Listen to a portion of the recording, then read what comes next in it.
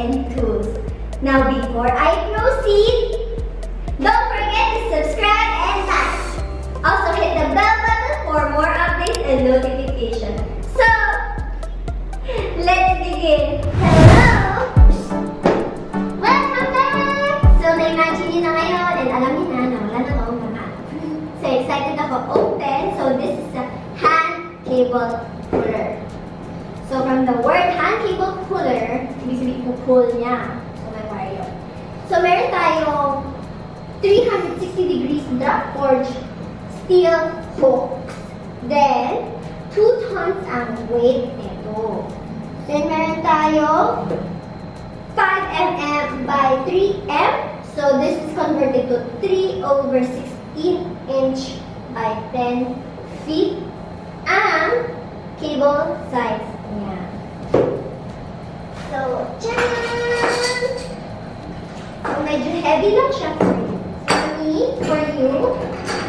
So, be careful na lang din. So, meron tayo dito rubber handle. So, ito yun. So, ginagamit ko sa mga things na kailangan pagsama together. So, ito ang fixed area. And meron tayo dito wired area. So, dito may kakabit yung kailangan ilapit papunta dito sa side ko. So, let's assume na pupunta tayo dito sa right side. So, ito yung ang rubber handle. Yan. You can see. Black handle niya. So, it's a double gear and double hooks with zinc plated. And, the best part is CE approved siya.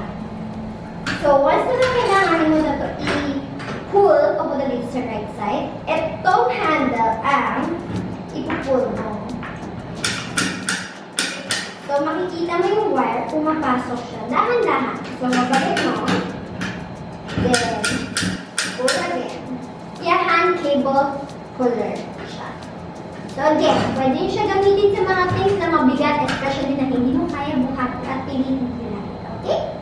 So, that is it for today, guys. That's all what I can do today for you guys. Sana na-enjoy itong video and stay tuned sa mga next coming videos.